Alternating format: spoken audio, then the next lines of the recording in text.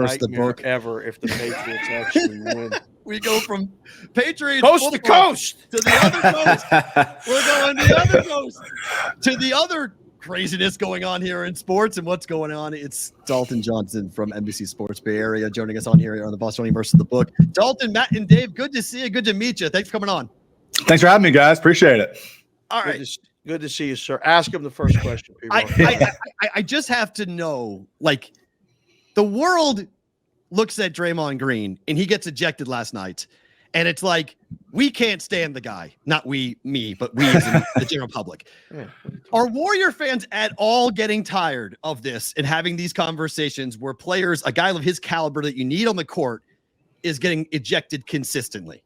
Yeah, of course. I mean, I think obviously after everything that happened last year, going into the season with Draymond Green, with the punch that everyone saw too, you got to be sick of it. I think as analysts, we're sick of it. I think fans are sick of it. I think people within the organization are sick of it. You got to be, right? I mean, what is the tipping point? There has been really nothing learned by now. So I think that's the most frustrating thing, is that whether it's a suspension, whether everything, it just feels like a slap on the wrist with an invisible, whatever slapping them. It doesn't matter at this point. Nothing has really been learned. So yeah, it's completely frustrating. And it's just exhausting to still be talking about this for a 33-year-old who's in his 12th NBA season. This is not a rookie. This is not somebody who's young. It's not strike one or strike two or strike three. This is strike 9, where you are going up and down and going back to the bench, but then still getting another opportunity and just keep striking out. So it's frustrating. Of course, it's just downright exhausting. 18th career ejection. Okay. And a lot of people starting to ask a lot of questions. One of which, Dalton, is this the beginning of the end for the Warriors? They've been the team.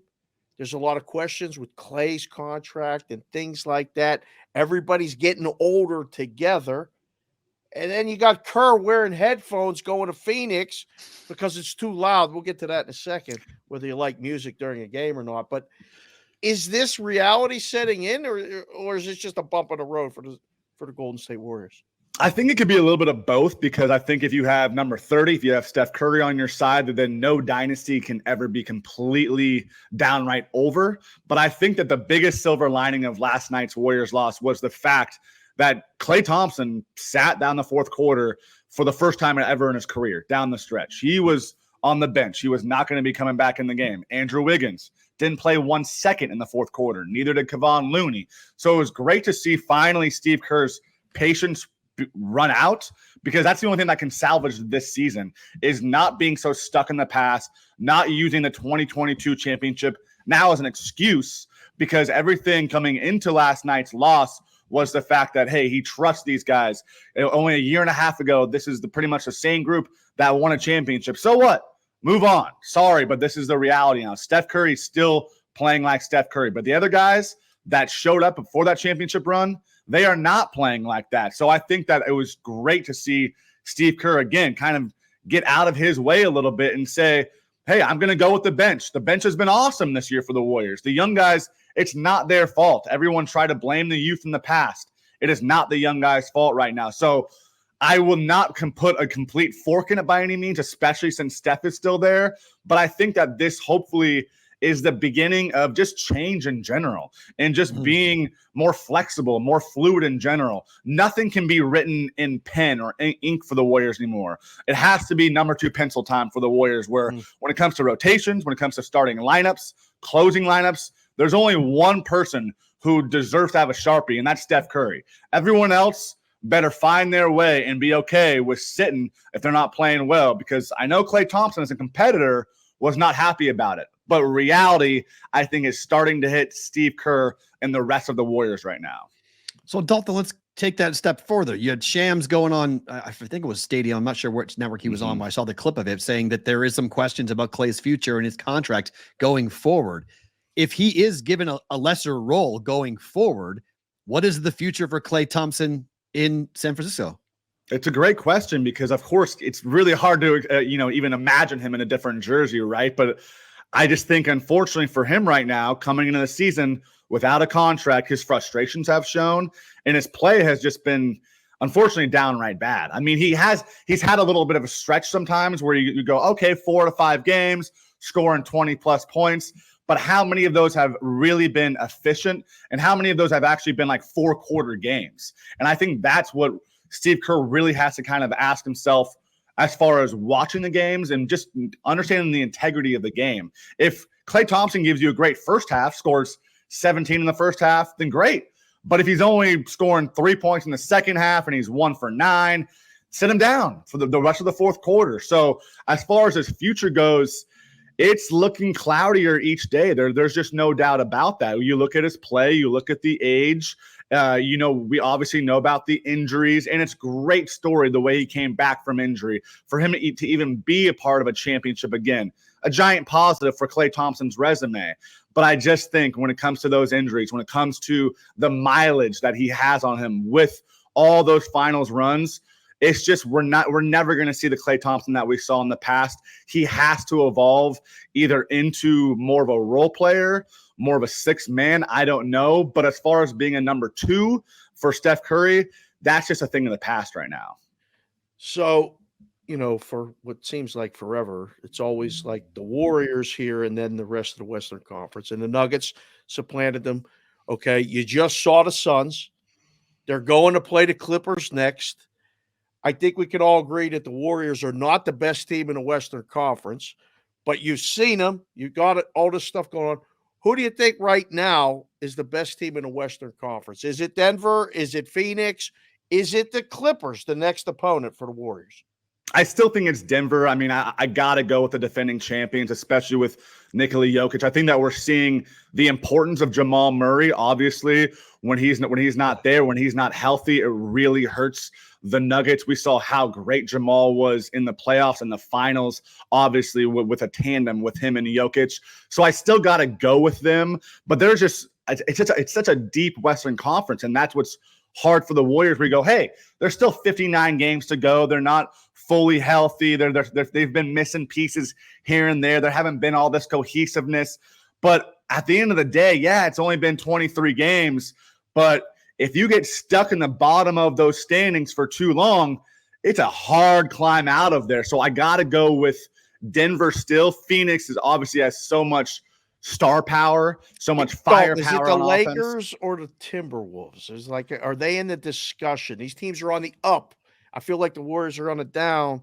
I go Timberwolves right now. I mean, I would go Timberwolves even over the Lakers. I just think that Anthony Edwards is here. Yes, they are young, no doubt about it, but they have a really good balance now where they're learning that it's not Karl Anthony Towns' team anymore. Right. Let him be a secondary guy. That's fine. He's a big man, but he's more of a tall man than a big man. You know what I mean? Like he wants to always he wants to pat himself on the back and say, hey, I'm the best shooting big man of all time. Great. Doesn't mean that you're the best big man of all time. Right. You got a skill that most 7-footers don't have or don't even want to have. Mm-hmm. But now that Anthony Edwards has established himself as the alpha on that team, you got the defensive pieces around him. The Rudy and Karl Anthony Towns situations working out a lot better because they're not trying to get Karl Anthony Towns to be something that he's not. They're not trying to get Rudy Gobert to be something that he's not. They're letting their skills shine and just letting their skills be the primary factors. And then Anthony Edwards, he is here now as not just a star, but an ascending superstar, I would say. Dalton, where you work, NBC Sports Bay Area, NBC Sports California, you guys have both the Kings and the Warriors. This is an hour and a half separation between Sacramento and Golden State. It might as well be, or San Fran, might as well be a different world. But a lot of people left the Bay Area during COVID and went to Sacramento and became Kings fans.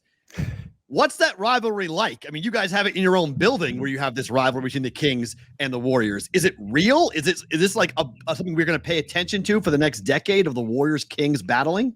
I think it should be, yes, because the Kings are no longer the little brother. So even when the Kings won a game here or there, it felt more like, oh, like this is cute, but it didn't feel real. Now it's real. The Kings are here too. They are the young and up and coming team, and not just, okay, they had their one cup of coffee in the playoffs. This feels like a real thing when you have a De'Aaron Fox. So they have their at least baseline for a star to build off of now too, right?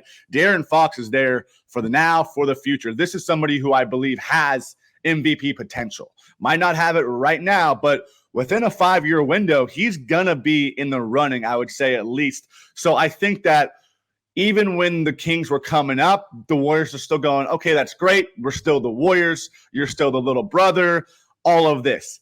I don't think it's so much that anymore. Obviously, the Warriors are the aging team. So you're seeing it starting to come like this now together, right? So the intersection might now be the Kings who are going up and the Warriors that are going down. So I don't think it's so much hate by any means. I think there's a lot of respect there because you look at the coaching staffs, even the rosters, there's a lot of symmetry there. A lot of guys who have been with each other for both sides.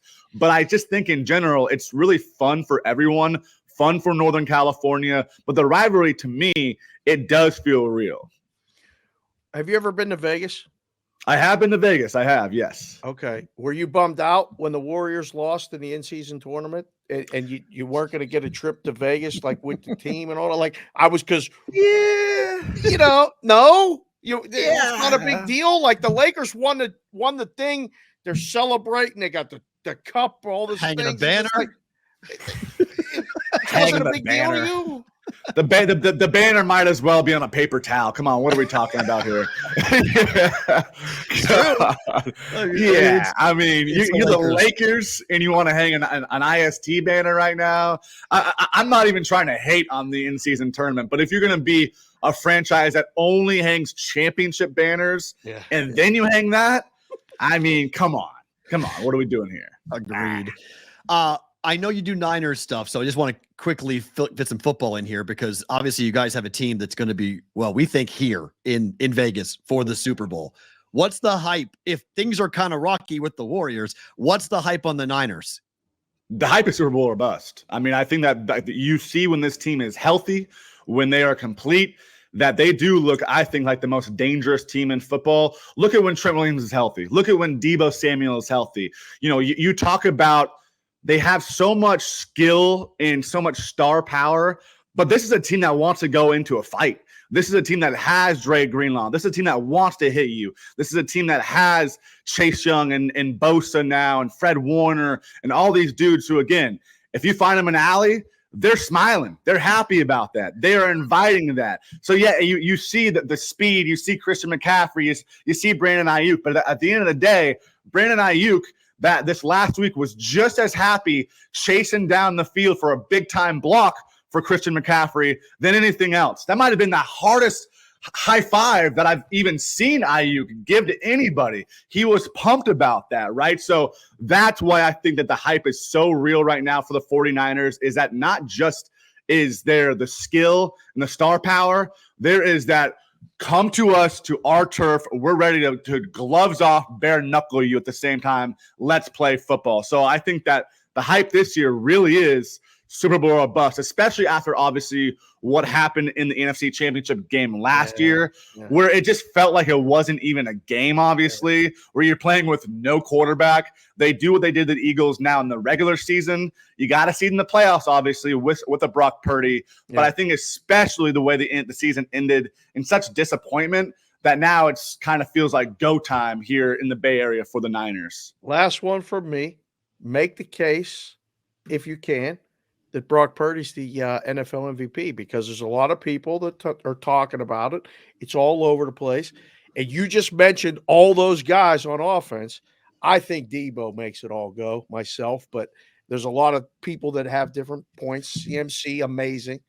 But Purdy's having a really good year. I mean, facts are facts. He's making throws. He's got great stats. He could be the MVP, couldn't he? I certainly think he could be, for sure. I mean, I just think that the fact that now the traditional stats are really starting to line up with the advanced stats should kind of tell you everything, right? It's not like this guy is just dink and dunk. Does he fit in a system? Sure, of course. Why not? It's a very good system, and it's a system with a ton of star power.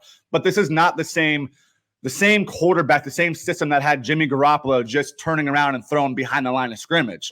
You saw two throws last week to Deebo Samuel and to Brandon Ayuk that were as good of throws, yes, that we've seen from any quarterback this year.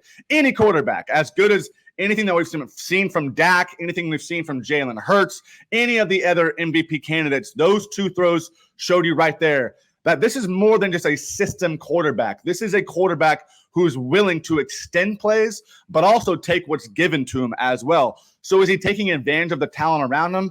Yes, just like any great quarterback would. But is he extending it and also adding an extra layer to this offense that it hasn't had in the past? 100%. So I think that the MVP case has to be strong. I want to get rid of this whole game manager tag for sure, because really, what even is that? And he's not that. If you can manage a game, yes, you should. It's part of the quarterback, but you have to be able to add something else to the offense too. And I think week by week, especially this past week with those 2 throws, he's showing that he can add that extra layer to an offense as well. I'm getting breaking news real quick. I thought that was my last one. Speaking of game manager, you're going to be a game manager in a couple weeks. You're expecting you. Is this true? that is correct. Yes, the countdown has begun. Are you ready for this? Ready? Are we ever ready? Excited, 100%. Ready? I'll be ready once that baby. It is. Yes. It will be our first. Incredibly excited. Yes. A lot of breathing. Just a lot of breathing on both sides. Her and you. Stay out of the way, but just tell her to breathe. That's all you got to do. Just stay there and be like Debo down there. Just boom. Yep. Yeah, I love it. I'm not trying to jinx the Niners, and I don't know what your boss's plans are for the Niners. But if you do wind up coming here for the Super Bowl for the Niners, come back and do the show live in person. All right. Oh, 1,000%. I appreciate it, guys. Yes. Thank you so much. Dalton, thank you for the time, man. Best of luck. Thank you, sir. Happy Thank you. Ton of fun. Thanks, guys. Get some Appreciate sleep. it. You're going to need it. I'm going to try. That's Dalton Johnson, NBC Sports Bay Area, joining us here on the Bostonian versus the Book. Look at that. We ran through interview, bang, bang, bang, bang. Nope. We're going back here. We're all good.